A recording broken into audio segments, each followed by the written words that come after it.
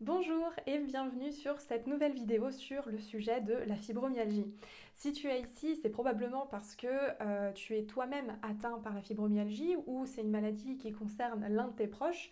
Donc si c'est le cas, je t'invite dès maintenant à t'abonner à ma chaîne YouTube puisque prochainement de nombreuses vidéos vont sortir sur le sujet et donc ça pourrait être intéressant que tu te tiennes informé des dernières nouveautés. Aujourd'hui, je vais te présenter donc l'arbre de la fibromyalgie. C'est un arbre qui me tient particulièrement à cœur de t'expliquer parce qu'en fait, tu vas voir qu'il est assez synthétique et qui va te montrer en fait l'essentiel à comprendre par rapport à cette maladie qu'est la fibromyalgie.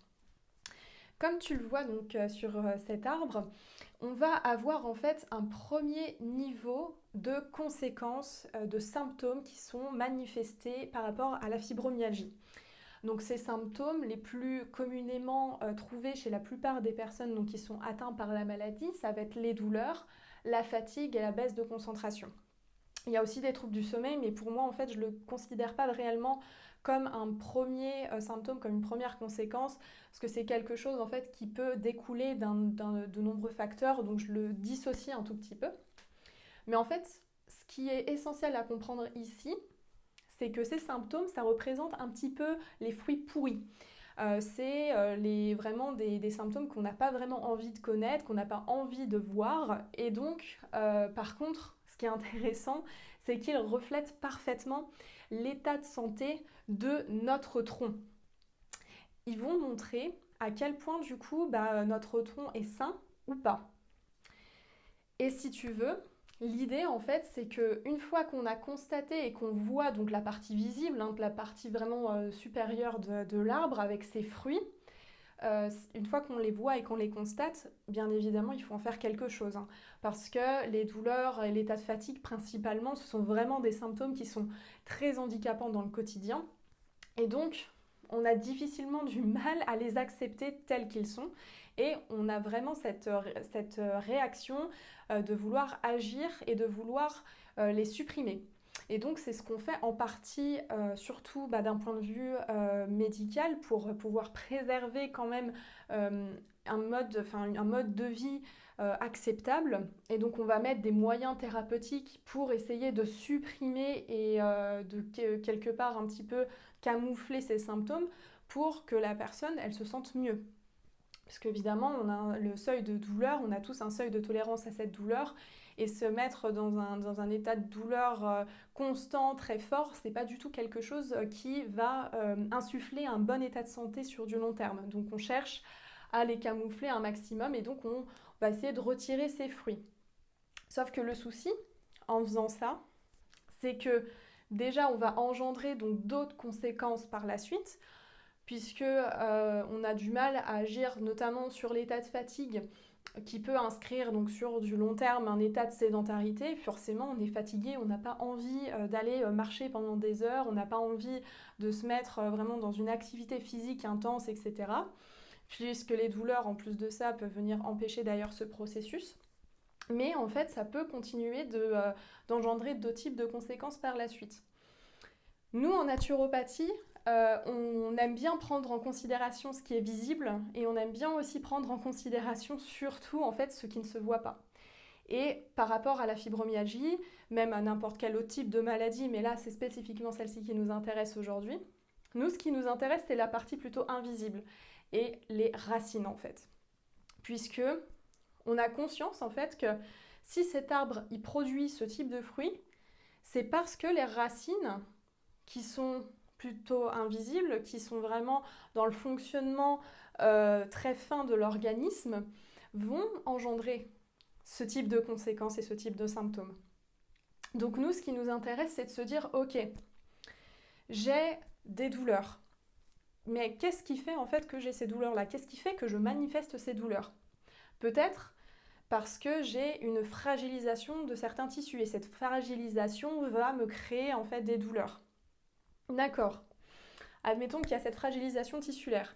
Qu'est-ce qui a engendré cette fragilisation? Pourquoi tu as, toi, cette fragilisation tissulaire plutôt qu'un autre? Peut-être parce que chez toi, il y a un déséquilibre acido-basique. Mais pourquoi il y a ce déséquilibre acido-basique? Peut-être parce qu'il y a une insuffisance d'apport en minéraux.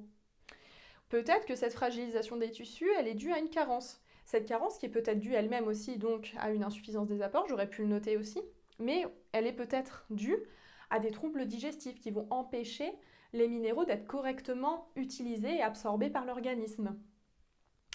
Si je reprends deux autres exemples, par les troubles du sommeil, peut-être en fait que chez toi tu as des troubles du sommeil parce que tu as un déséquilibre au niveau des neurotransmetteurs qui font que tu ne peux pas sécréter en quantité suffisante de la mélatonine par exemple, qui va, elle, te permettre de préparer un bon état de sommeil, en tout cas en bonne qualité et en bonne quantité. Peut-être que chez toi, cet état de fatigue, il est dû à une baisse de la vitalité. Et cette baisse de la vitalité, elle est elle-même causée par une énergie dédiée à la digestion qui est beaucoup trop importante. Tu vois, là tout de suite, on commence à se rendre compte en fait que tous ces symptômes, ils ont tous déjà une cause. Et que cette cause, si on ne va pas réellement la rechercher, au final, les fruits vont continuer de pousser et vont être toujours un petit peu vont avoir toujours un peu cet aspect pourri tant qu'on n'aura pas en fait traité les racines. Alors bien sûr, on pourrait remonter encore plus loin et c'est le but en naturopathie, on a vraiment à cœur d'aller rechercher la cause de la cause de la cause pour pouvoir agir sur celle-ci et donc permettre à l'arbre d'exprimer vraiment cet état de santé et donc d'exprimer de beaux fruits et non pas des fruits altérés comme c'est le cas ici avec la fibromyalgie. Et donc on pourrait remonter comme ça presque à la cause unique. Mais à ce compte-là, ça serait vraiment un travail qui se ferait même sur des générations. Puisque, on le sait, aujourd'hui, l'état de santé des parents va déterminer le potentiel état de santé de l'enfant à venir.